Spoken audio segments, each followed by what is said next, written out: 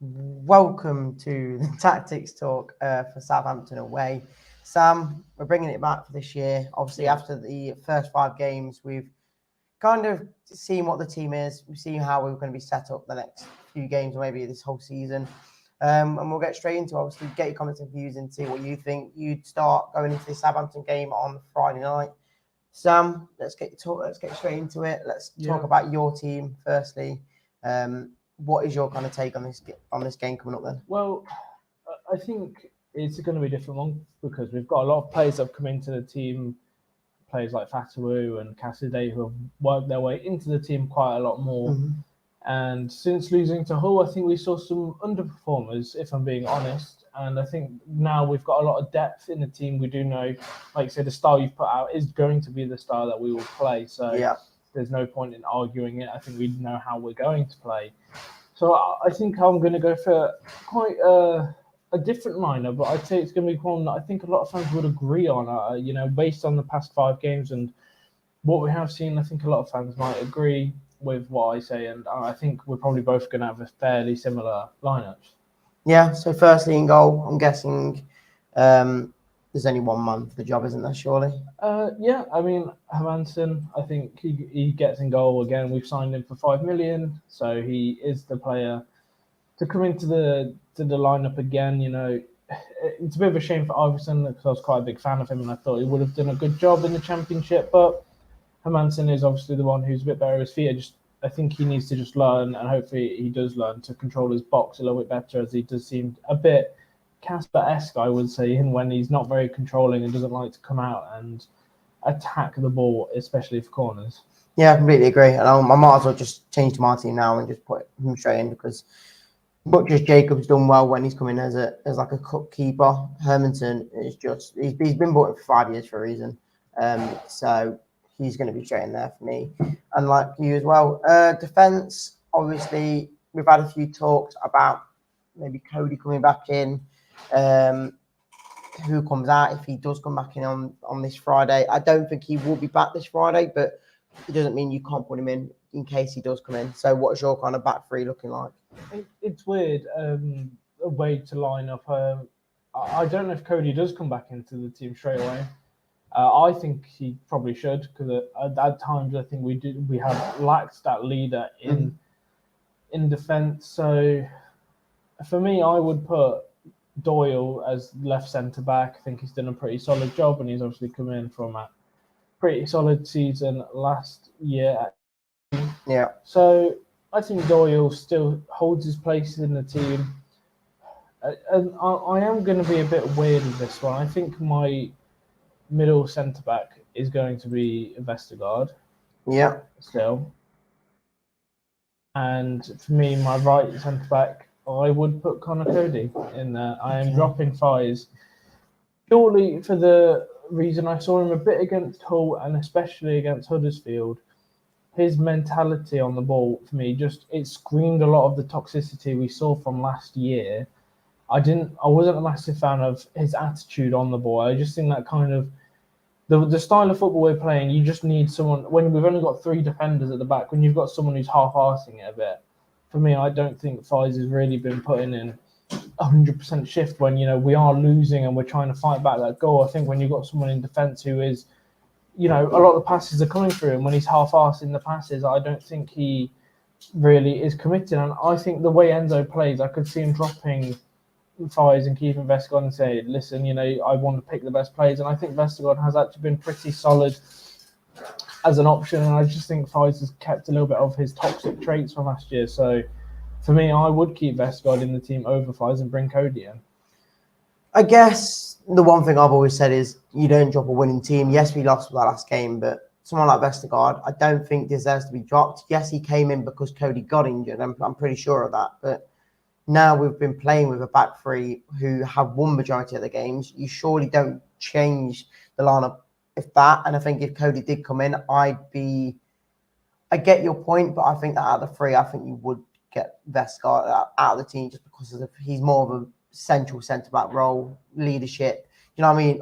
Don't get me wrong. I think you're right in saying that Fade has been a bit lackluster and a bit of an issue at times. But I think if you bring any of the three out, I think you would be bringing Vestergaard just because he's the slowest, and I think you would need someone like Faze to get back with the pace he's got. So for me, I'll move over to mine now in defence.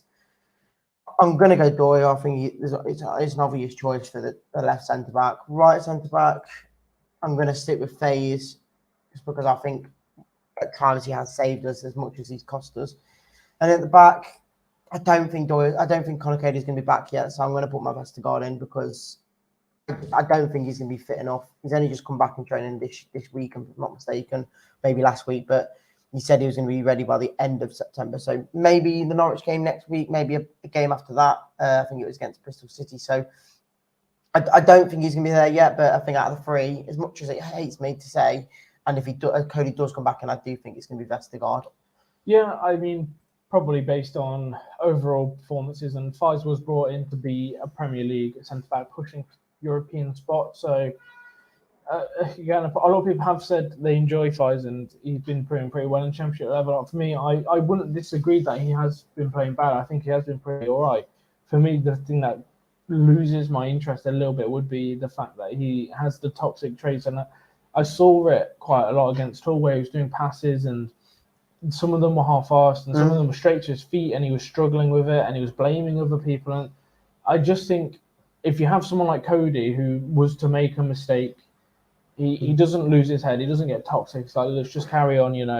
Mistakes happen in football, and if you let it get the better of you, that's when you start to lose games. And I do think when some of that trait comes into some of the players, it does kind of spread a little bit. So we saw it a lot from last year, where a lot of them had that mentality. So I think Fies again, maybe it's because he didn't get a move. I still think he has a bit of that mentality of, I don't really want to be here. I don't really care what happens at Leicester right now. So for me, that's why he does get dropped. Yeah, completely agree. I get the reasons for and against. So I just honestly do think the only reason Cody would come back in is because of that leadership quality, and you'd probably say better level of football. Maybe. But again, like I say, Vestergaard's not done much wrong. Was brought in to be a solid centre-back option as well, who was, I think we do forget at times, Vestergaard was actually having a pretty good few seasons at Southampton. Yeah. He was fairly solid. And in the Denmark team as well. He was pretty solid at Southampton. So we brought him in because he was a bit, Mr. Consistent, maybe. He was one of those kind of players. Yeah, really agree. I'll move into my midfield first then. Obviously, left-hand side, I don't think there's any doubt about it. I think Winks just slots straight into that team. For me, I'll eat my own words. I said at the start of the season I wasn't too convinced on him because he didn't do too much at Spurs. I think he had to drop down, and he's proven it completely now that he's probably one of the best midfielders that we could probably have in the Championship. As much as we're not top of the league, I think he's shown his quality, and he's probably just as good as someone like Yuri Tillemans in the style of play he is. Obviously, we can't compare because they're in the Premier League compared to the Championship, but what we asked for in Tillemans last year is what Winks doing is perfectly now, I think. Yeah, I hear what you're saying. Obviously, Tillemans was, people would say down tooling. I think he was lazy, and you could tell he didn't really want to be at Leicester. He didn't get the move he wanted. I still don't think he got the move he wanted because he's sitting on Aston Villa's bench. Shows his quality, really, when he's moaning about sitting on Aston Villa's bench, as we've seen in the reports. Anyway, Winks has come in, obviously, at different levels to it because Tillemans is still Premier League playing. Winks had to drop down, but Winks has definitely been one of the standout players in this Leicester team and controls the ball. Again, I wouldn't say he's had a bad game. And when you see a player go unnoticed, that's kind of when they've had a pretty consistent game time. Because I couldn't say Winks has done anything wrong, really. He's been very good with the passes, and he does hold the ball well. And you can tell he has that Premier League and the Champions League quality and experience in him. Yeah, just before I start on to my second one, I'm guessing we're on the same page. Yeah, definitely Winks is in my team as well. I think, again, he's one of those players we signed him for 10 million from Spurs, looking for game time, and he doesn't. I think every time he's fit, he is one of the first names on the team sheet. Yeah, completely agree. I'll move into my second midfielder then.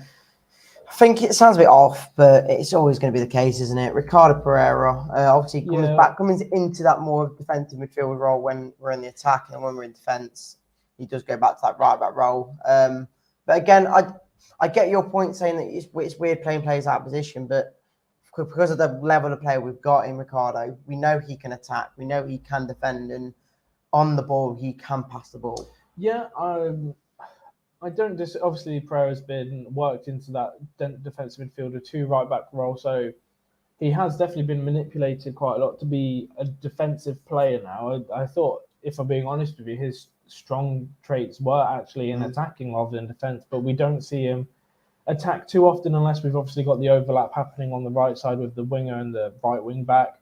So he has become a quite diverse player, and yeah, again, Pereira, he's one of those players that probably does just make it into the team again because of his experience, his quality, and clearly Enzo trusts him because he's played pretty much every game in that position. And technically, he is the captain of Leicester at the moment. We've seen him the most as captain, so he is, I guess, the most experienced, most capable. And then your second midfielder? Yeah, it would be Pereira as well. Obviously, I don't think anyone else really fits that role. Again, he's been fairly consistent. I wouldn't say he's really done anything wrong in the past 5 games. I wouldn't say he's been amazing. I wouldn't say, wow, Pereira has clearly been the standout player in those roles. But again, like Winks, when you see a player not do anything wrong, you can't really complain, and they are just being consistent. Yeah, I've changed my team a bit since we've been talking, and I think it would work. I don't think it'd be the same as yours, but we'll go into yours first then. We'll pick on your centre attacking mids now, because they're going to be changing the wingers a lot. This is where we're going to different positions. Move on to my team one. Oh, sorry. Yeah, go on. Yeah, go on. So for my left central attacking midfield, I'm going to put Kelechi Iheanacho in there, because I think he is much better at a holding player. And again, we've signed a new striker. So for me, again, you could put the striker in if you want now, because I'm going to tell you, Tom Cannon does start for me against Southampton. Oh, we might not have a man. There is no man. So put any Tom in there. Just type in anyone. This man. We'll put this man in. That is Tom Cannon, though. There we go. That's the right one. He doesn't have a profile picture yet. There you go. We'll have him. Irish from Preston last season. That's the right guy. So that, for me, that's how I would line up. Up in attack a little bit more, I'd have Iheanacho sit behind the striker, because I think we need someone who is more clinical in the box. Iheanacho's strong trait isn't really, being the man to find the ball to. He is the one that holds the ball. He doesn't look for the ball. He is the one that holds the ball up and creates the chances. So for me, he needs to sit a little bit further back and have someone up top for, to set those goals up a little bit more. So Iheanacho does come in, and I guess if you say who do you drop, for me, my right central attacking midfielder does, and again, I'm basing this on consistency. And I know fans, I think he's been a bit of an scapegoat this season. It is still Dewsbury for me. I think he has been very consistent, and I don't think he's really done much wrong. Again, he had a few missed passes against Hull, but I think fans are very quick to say Dewsbury has been a letdown this season, when I don't think he has. I think it's just one of those players this season that is the scapegoat, because he didn't have the best season last season, and I think once he does something wrong, everyone's like, oh, Dewsbury back at it again. But I think he has been probably one of the better players for us this season, if I'm being honest with you. I think he has obviously had a great game against Coventry in the first game of the season, and since then I think he's been fairly consistent. I wouldn't say he's done much wrong, but when you do see him do the odd pass wrong, I think fans are very quick to pick that out. But a lot of players have had the odd pass wrong, and for me, I just still think Dewsbury has the quality, experience, and he does just get into that team. Yeah, you've kind of took the words out of my mouth, mate. I wanted to put Kelechi Iheanacho in that more attacking-minded role, but not as a striker.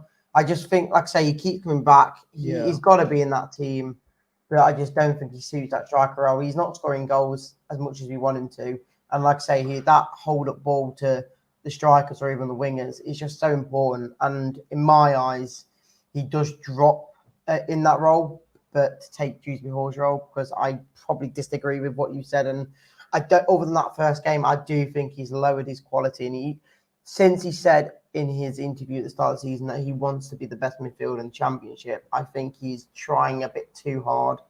And I think because he's trying to fill that Maddison's boots, basically. And I just don't think he's going to fill it to the level we want him to.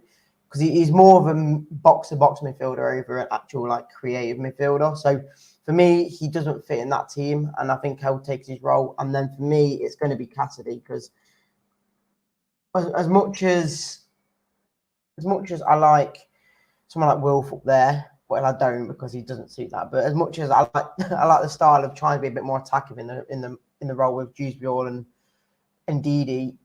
Already, if you have these two behind the striker, you know you're going to create a lot more chances. You're not going to create many chances with Ndidi up front or with Dewsbury as much. Yes, you might get a few chances, but with attacking-minded strikers or even attacking-minded midfielders compared to midfielders who are box-to-box or defensive, it automatically makes it a lot more attacking. And then I'm going to just put it in already. Cannon, as much as I want to put Daka in, it's not going to happen. So I might as well put the man that will start. I don't think, and I think we'll both agree, I don't think this will be the case. I don't think this will happen. I don't think Iheanacho will be in that role. I don't know. If Enzo, it's a weird one because Enzo's brought in Cannon obviously as a striker, which you probably, when we signed him, if I'm being honest, I was saying it's weird that we've signed a striker without selling on. For me, that shows that Iheanacho, Vardy, and Dak, all three of them, aren't capable enough of being the person up front consistently. Whether that's Cannon coming on off the bench or he fits into the team, a bit more different in a different role, like you say, Iheanacho pushing back into the midfield a bit more to slot in Cannon. I think we're 5 games deep, but there's still a lot of learning and a lot of who is the best in which position. And again, players can have good games. We saw McAtee obviously had an amazing game against Rotherham. He scored 2 goals, man of the match, standout player. Then, you move on to the next one against Hull. Didn't do anything in the first half, and he was on the wrong side of his preferred. So he's a right winger. He was on the left wing against Hull. Wasn't his preferred side. A bit of a weird one from Enzo, if you ask me. When Mavididi has been playing pretty solid as well. So I think the team is still trying to work around who gets into the team. We obviously have a lot of players that we've signed now, a lot of attacking-minded players. So it's one of those things where who does come in and who does go out in the next game. But I think, based on my personal opinion, this is how I'd line up so far. They say if we move on to the next few positions, I think it's pretty straightforward. Left wing Mavididi, I think it was weird that he got dropped. I don't think he's been doing anything. I think like Phil said, I think as much as I don't want to admit it, he came on, he played the first half, I think, against Tranmere, and he didn't impress. So that's why he dropped him and thought, you know what, we'll try someone else, and that's why he put McAtee on the left. I don't understand playing someone else, but for me, Mavididi bought him in for 10 million. It's a new style of football, probably for himself. It's a new system.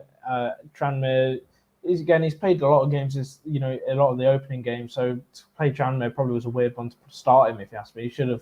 If you're going to change around the left and right wingers, don't do it in the Premier League game. Do it in the league game. Play Atgun on. I don't even know if Atgun was there, but try it around a bit differently in the cup game and not in the Premier League Championship game.